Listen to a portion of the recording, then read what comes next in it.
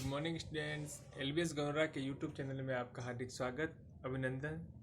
पिछली क्लास में हमने बीए फर्स्ट ईयर भौतिक भूगोल पे चर्चा कर रहे हैं, जिसमें हमने बताया था कि पर्वत निर्माण किस तरीके से हुए हैं। उसमें हमारा भूसन्नति वाला टॉपिक चल रहा है। भूसन्नति बेसिकली जो सागरों के तल पर छिछले गहरे समुद्री एक दृढ़ भूखंड होता है, जो एक सागर पर्वत निर्माण में उनकी महत्वपूर्ण भूमिका होती है।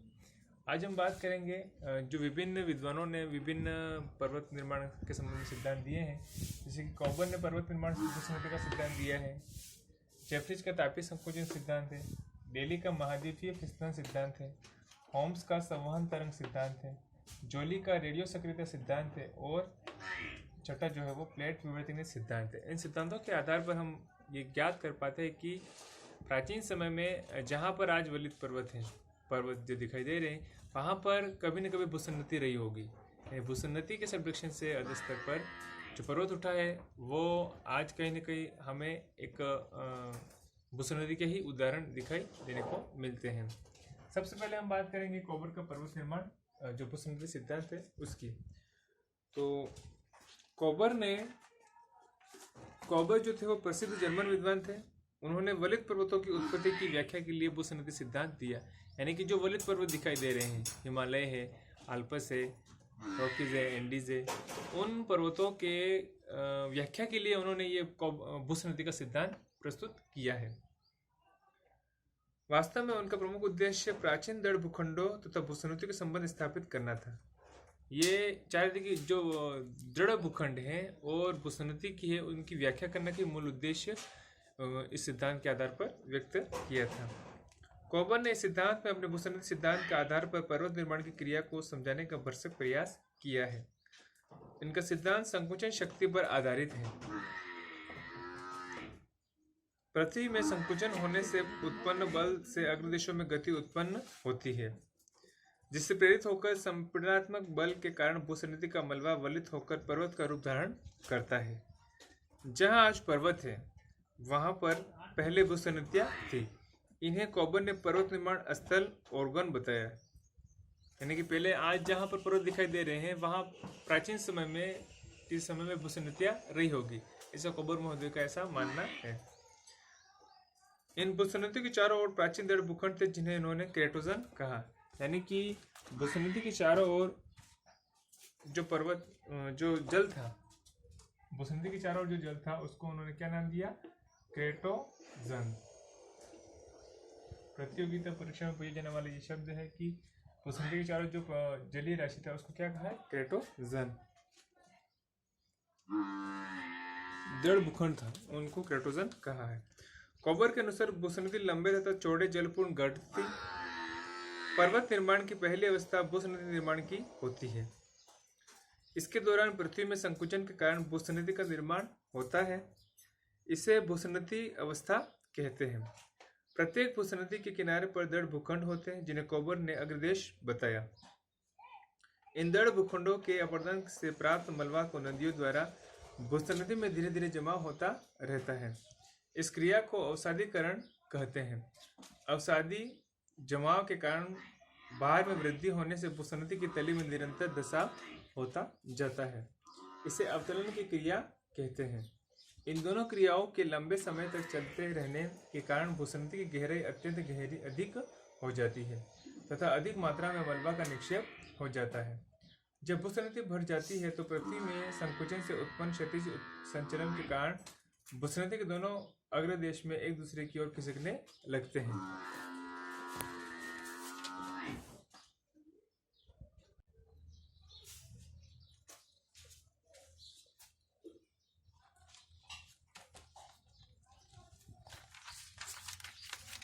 जब भूसन्नति बढ़ जाती है तो पृथ्वी के संकुचन से उत्पन्न क्षैतिज संचलन के कारण, यानी कि पृथ्वी का संचलन जो होता है उसके कारण भूसन्नति के दोनों अग्रदेश एक दूसरे की ओर खिसकने लगते हैं।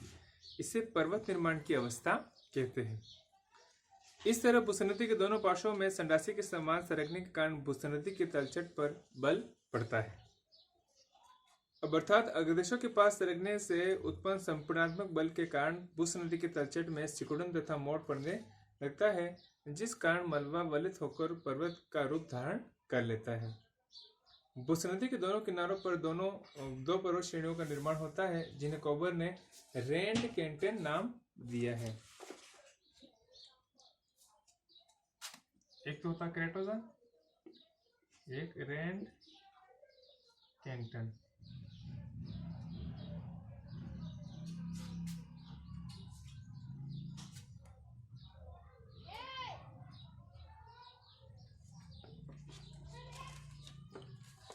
बुस नदी के मलबा का पूर्णतः या आंशिक रूप से वलित होना संपीड़न के बल पर आधारित होता है। यदि संपीड़न का बल सामान्य होता है तो केवल किनारे वाले भाग ही वलित होते हैं तथा बीच का भाग वलन से अप्रभावित रहता है। इस अप्रभावित भाग को कॉबर ने स्वाइनिश वर्ग की संज्ञा प्रदान की है, जिसे सामान्य रूप से मध्य पिंड कहा जाता है। जब संपीड़न का बल सर्वाधिक सक्रिय होता है तो बुस नदी का समस्त मलबा वलित हो जाता है और मध्य पिंड का निर्माण नहीं हो पाता। संपीड़न बल जितना ही अधिक तीव्र होता है, पर्वतीकरण में उतनी ही अधिक जटिलता आती है। कभी भी वलन की गिरवा टूटकर दूसरे वलन पर चढ़ जाती है, जिस कारण गिरवाखंड नापे का निर्माण होता है। देखिए बुस नदी का सीमांत श्रेणियाँ हैं। यहाँ पर ये सीमांत श्रेणियाँ, ये फोरलैंड, और इस तरीके से पर्वत निर्माण में बुस नदी के सिद्धांत का बना हुआ डायग्राम है। अब कॉबर ने अपने विशिष्ट मध्य पिंड के आधार पर विश्व के वलित पर्वतों की संरचना को स्पष्ट करने का प्रयास किया है। टेटिस भूसनदी के उत्तर में यूरोप का स्थल भाग तथा दक्षिण अफ्रीका का दृढ़ भूखंड था। इन दोनों अग्रदेशों के आमने सामने सरकने के कारण अल्पाइन पर्वत श्रृंखला का निर्माण हुआ। अब अफ्रीका के उत्तर की ओर सरकने के कारण बेटिक कार्डिलेरा पेरेनिज प्रोविंस श्रेणियां मुख्यतः आल्पस पार्थेनियन बाल्कन पर्वत काकेशस का निर्माण हुआ। इसके विपरीत यूरोपीय दृढ़ भूखंड के दक्षिण की ओर खिसकने के कारण एटलस, एपिनाइन्स, डिनाराइन्स, हेलेनाइन्स, टेरानाइट्स आदि पर्वतों का निर्माण हुआ। अब कार्पेंथियन तथा डिनारिक आल्पस के मध्य वलन से अप्रभावित हंगरी का मैदान मध्य पिंड का सुंदर उदाहरण प्रस्तुत करता है। इसी तरह पेरेनिस श्रेणियां तथा एटलस के मध्य रोम सागर का भाग एक मध्य पिंड है। टारस तथा पांटिक श्रेणियों के मध्य अनातोलिया का पठार, एल्बुर्ज और जाग्रोस पर्वतों के बीच ईरान का पठार, हिमालय तथा कुनलुन के बीच तिब्बत का पठार, पश्चिमी द्वीप समूह की पर्वत तथा मध्य अमेरिकी श्रेणी के बीच कैरिबियन सागर, वाचास श्रेणियां, सीरिया नेवादा के मध्य बेसिन रेंज क्षेत्र, संयुक्त राज्य अमेरिका आदि मध्य पिंड के उदाहरण हैं। इस तरह कॉबर ने अपने सिद्धांत में मध्य पिंड की कल्पना करके पर्वतीकरण को उचित ढंग से समझाने का प्रयास किया। मध्य पिंड की यह कल्पना कॉबर ने विशिष्ट पर्वत निर्माण स्थल की अच्छी तरह व्याख्या करती है।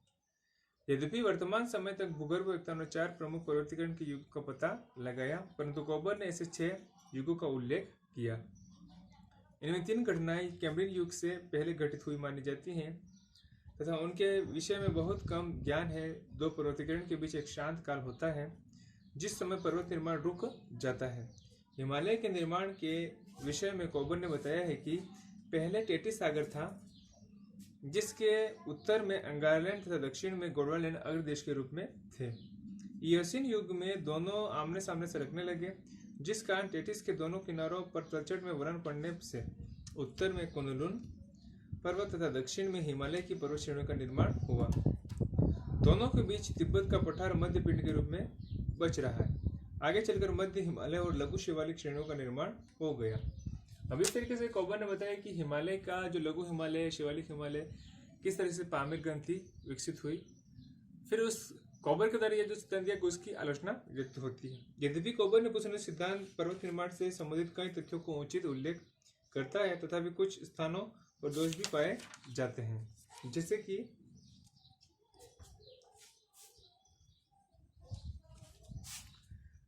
पहला जो दोष है वो बताया उन्होंने कि कॉबर द्वारा वर्णित पृथ्वी के संकुचन से उत्पन्न बल पर्वत निर्माण के लिए उपयुक्त नहीं है। नंबर 2, कॉबर के अनुसार भूसनदी के दोनों पार्श्व सरकते हैं, परंतु श्वेस ने बताया कि एक पार्श्व सरकता है, जिसे उन्होंने पृष्ठ प्रदेश कहा है तथा दूसरा पार्श्व अपनी जगह पर स्थिर रहता है, जिसे इन्होंने अग्रदेश कहा है। अब हिमालय की उत्पत्ति के संबंध में स्वेस का मत अधिक सत्य लगता है, क्योंकि प्रायद्वीपीय भारत में स्थिर दृढ़ भूखंड का उत्तर में खिसकना तर्कसंगत नहीं है। अब यह आलोचना मान्य नहीं है। प्लेट टेक्टोनिक सिद्धांत के आधार पर प्रायद्वीपीय भारत यानी कि इंडियन प्लेट का उत्तर की ओर संचलन हुआ था। आज भी यह संचलन सक्रिय है। नंबर 3, पूर्व पश्चिम फैले पर्वत आल्प्स हिमालय का स्पष्टीकरण तो हो जाता है, परंतु उत्तर दक्षिण फैले पर्वतों का स्पष्टीकरण नहीं हो पाता है। यानी कि हिमालय के समकालीन रॉकीज और एंडीज हैं, उन पर्वतों का जो क्रम है वो उत्तर से दक्षिण का है, जबकि हिमालय का पश्चिम पूर्व का स्पष्टीकरण तो हो जाता है इस तरीके से, क्योंकि इंडियन प्लेट और यूरेशियन प्लेट के सबडक्शन से हिमालय की उत्पत्ति होती है। इधर अफ्रीकन प्लेट और यूरेशियन प्लेट के सबडक्शन से आल्पस है, डिनारी के, ऐसे बहुत सारी पर्वत श्रृंखलाएं हैं, एटलस से उनका निर्माण होता है, हम मान लेते हैं। लेकिन अब रॉकीज और एंडीज का निर्माण कैसे हुआ करगा वो अंदाज हमें स्पष्ट नहीं आता, इस वजह से इस सिद्धांत को थोड़ी बहुत आलोचना के रूप में व्यक्त किया जाता है।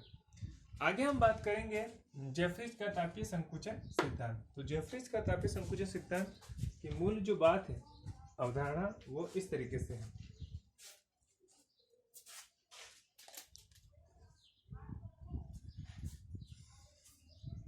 जेफरीज का सिद्धांत पृथ्वी के संकुचन इतिहास पर आधारित है। विकिरण के कारण पृथ्वी के प्रारंभिक इतिहास से ही उसके ताप में ह्रास हो रहा है, जिस कारण पृथ्वी ठंडी होकर सिकुड़ती जा रही है।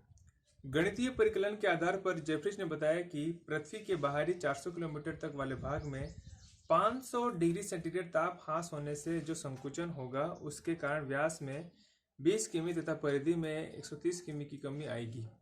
अब पृथ्वी में वास्तविक संकुचन का परिकलन करके जेफरीज ने बताया कि अधिकतम संकुचन के कारण परिधि में 200 किलोमीटर तथा धरातलीय क्षेत्रफल में 5 × 10⁻16 वर्ग सेंटीमीटर की कमी हुई है। जेफरीज के अनुसार पृथ्वी में कई सकेंद्रीय परतें पाई जाती हैं। पृथ्वी में शीतल होने की क्रिया परत के रूप में होती है, परंतु धरातल से 700 किलोमीटर की गहराई तक ही ताप ह्रास होने के कारण पृथ्वी शीतल होती है। पृथ्वी में शीतल होने की क्रिया के परत के रूप में होती है, परंतु धरातल से 700 किलोमीटर की गहराई तक ही ताप ह्रास के कारण पृथ्वी शीतल होती है। अब धरातल में 700 किलोमीटर के बाद वाला भाग केंद्र तक इस परिवर्तन से अप्रभावित रहता है। प्रत्येक ऊपरी परत निचली परत से पहले शीतल तथा संकुचित होती है। इस तरह सबसे पहले पृथ्वी की ऊपरी परत विकिरण द्वारा ताप ह्रास होने से शीतल होने लगी है। शीतल होने की एक सीमा होती है जिसके आगे परत पुनः शीतल नहीं हो सकती। पृथ्वी की ऊपरी परत के अधिकतम शीतल हो जाने तथा सिकुड़ जाने के बाद निचली परत में शीतल होने की क्रिया प्रारंभ होती है, जिस कारण निचली परत में सिकुड़न होने लगती है। परिणाम स्वरूप ऊपरी परत निचली परत से बड़ी रह जाती है। पृथ्वी के केंद्र भाग में शीतल होने की क्रिया नहीं होती। परिणाम स्वरूप पृथ्वी का केंद्र अपने ऊपर स्थित परत निचली परत के सिकुड़ने में बाधक होता है। ऊपरी परत के नीचे स्थित शीतल होती हुई सिकुड़ती परत केंद्र के इतनी छोटी हो जाती है कि उस पर फिट नहीं हो सकती। ऊपरी तथा निचली परत के बीच का एक ऐसा स्तर होता है जहां संकुचन होता है कि मध्यवर्ती परत निचली परत के साथ फिट हो सके। इस तरह इस स्तर को तनावहीन स्तर या तनावहीन तल कहते हैं। इस तनावहीन तल के ऊपर स्थित परत इतनी बड़ी होती है कि उसे निचली परत से सटे रहने के लिए पुनः सिकुड़ना पड़ता है। इस तरह ऊपरी परत झुककर निचली परत पर ध्वस्त हो जाती है, जिस कारण उसमें झुर्रियां पड़ जाती हैं तथा पर्वतों का निर्माण होता है। तनावहीन तल के नीचे वाली परत इतनी छोटी होती है कि उसे निचली परत में सटे रहने के लिए फैलना पड़ता है, जिस कारण तनाव की स्थिति पैदा हो जाती है। परिणाम स्वरूप उसमें भ्रंशन तथा फटन का निर्माण होने से चट्टानें टूट जाती हैं, जिस कारण ऊपरी परत पुनः नीचे की ओर ध्वस्त होती है। इससे पूर्व निर्मित मोड़ों में उत्थान होता है। पर्वत निर्माण की प्रक्रिया पार्टी। हाँ, तो विद्यार्थियों हम बात करते हैं जेफ्रीज का तापीय संकुचन सिद्धांत की। तो जेफ्रीज का जो तापीय संकुचन सिद्धांत है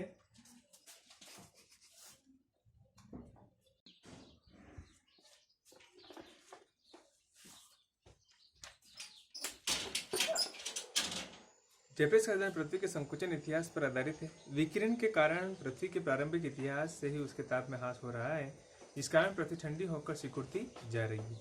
अब गणितीय परिकलन के आधार पर जेफ्रीज ने बताया कि पृथ्वी के बाहरी 400 किलोमीटर तक भाग में 500 सेंटीग्रेड ताप ह्रास होने से संकुचन होगा। उसके कारण व्यास में 20 किलोमीटर तथा परिधि में 130 किलोमीटर की कमी आएगी। अब पृथ्वी में वास्तविक संकुचन का परिकलन करके जेफ्रीज ने बताया कि अधिकतम संकुचन के कारण परिधि में 200 किलोमीटर तथा धरातली क्षेत्रफल में 5 × 10⁻16 वर्ग सेंटीमीटर की कमी हुई है। जेफ्रीज के अनुसार पृथ्वी में कई सेकेंडरी परतें पाई जाती हैं। पृथ्वी में शीतल होने की क्रिया परत के रूप में होती है, परंतु धरातल से 700 किलोमीटर की गहराई तक ताप ह्रास के कारण पृथ्वी शीतल होती है।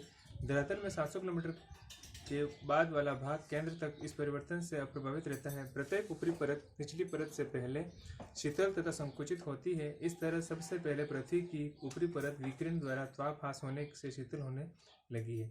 अब शीतल होने की एक सीमा होती है जिसके आगे परत पुनः शीतल नहीं हो सकती।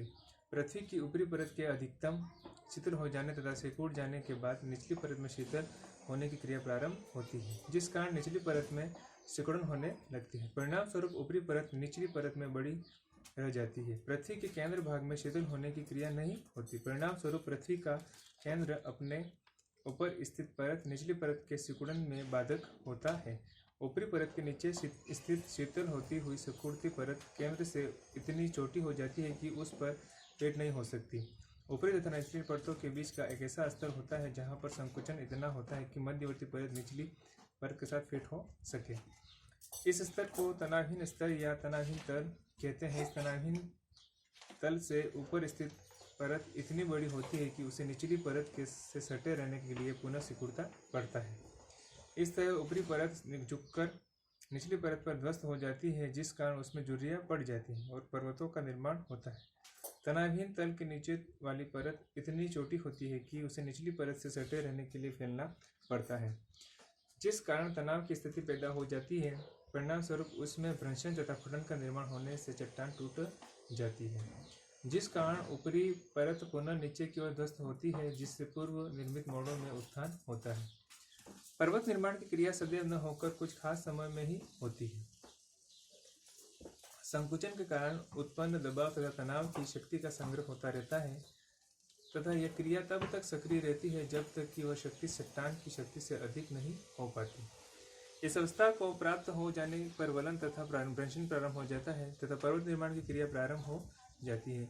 जब तनाव तथा दबाव मंद पड़ जाता है तो पर्वत निर्माण रुक जाता है। इस तरह पर्वत निर्माण काल तथा शांत काल का बारी बारी से आगमन होता रहता है। इस आधार पर जेफ्रीज ने पृथ्वी के भूगर्भिक इतिहास में 5 पर्वत निर्माण कालों का उल्लेख किया है।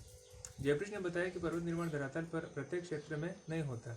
पर्वत निर्माण चट्टान के स्वभाव तथा उसकी शक्ति पर आधारित होता है। जहाँ पर चट्टानें मुलायम तथा लचीली होती हैं वहाँ पर पर्वत निर्माण होता है और जहाँ पर चट्टानें अधिक होती हैं वहाँ पर तनाव तथा दबाव के कारण भ्रंशन के अधिक अवसर होते हैं। क्योंकि चट्टानें टूट जाती हैं, पृथ्वी के शीतल होने की क्रिया महाद्वीपों के नीचे की अपेक्षा सागरीय तली से नीचे अधिक होती है। अतः महासागरीय तली के अधिक सिकुड़ने के कारण दबाव की दिशा महासागरीय से महाद्वीप की ओर होती है, जिस कारण पर्वतों की स्थिति महासागर के सामने तथा उसके समानांतर होती है। रॉकीज तथा एंडीज इसके उत्तम उदाहरण हैं। आलोचना। यद्यपि जेफ्रीज ने अपने सिद्धांत में कई प्रमाणों तथा उदाहरणों द्वारा प्रमाणित करने की पृथ्वी की विभिन्न स्थलाकृति की समस्या को सुलझाने का भरसक प्रयास किया है, तथापि सिद्धांत का प्रत्येक स्तर पर विरोध किया गया है। जेफ्रीज ने पृथ्वी में संकुचन द्वारा उत्पन्न जिस बल द्वारा पर्वतों की व्याख्या की है वह इतना पर्याप्त नहीं है कि भूपटल के पर्वतों का निर्माण क्रिया को समझा सके। जेफ्रीज को पृथ्वी की सेकेंडरी परत के रूप में शीतल होने की कल्पना भ्रामक है। नंबर 3, यदि दर्शनी युग में अल्पाइन पर्वतों पर ध्यान दिया जाए तो यह संभव सा लगता है कि आज से केवल 200 करोड़ वर्ष पहले पृथ्वी में इतना संकुचन हो गया कि हिमालय जैसे गगनचुंबी पर्वतों का निर्माण हो गया। नंबर 4, जेफ्रीज के सिद्धांत के अनुसार महाद्वीपों तथा सागरों के वितरण में समानता होनी चाहिए, क्योंकि पृथ्वी के चारों तरफ संकुचन हुआ है, परंतु वर्तमान समय में यह वितरण असमान है। इस सिद्धांत के अनुसार पर्वतों की स्थिति महासागरों के समानांतर होनी चाहिए, परंतु आल्प्स तथा हिमालय की इसके विपरीत है। इस सिद्धांत को यदि मान भी लिया जाए तो विशाल पर्वतों का निर्माण नहीं हो सकता। इसके विपरीत छोटे छोटे वलन का ही निर्माण हो सकता है। नंबर 7, इस सिद्धांत के अनुसार पर्वतों के वितरण में निश्चित प्रणाली नहीं हो सकती, जबकि भूतल पर इनमें निश्चित प्रणाली पाई जाती है। अब जो हम बात करेंगे दिल्ली का महाद्वीपीय फिसलन सिद्धांत, उस सिद्धांत के अनुसार जो प्लेट के किस तरीके से भूगर्भिक निर्माण में पर्वतों का निर्माण हुआ वो अगली क्लास में करेंगे। विद्यार्थी, आज की क्लास में हम इतना ही पढ़ेंगे। आपने एलबीएस गंधौरा का यूट्यूब चैनल देखा, लाइक किया, सब्सक्राइब किया, इसके लिए आपको बहुत बहुत धन्यवाद। आपका दिन शुभ रहे।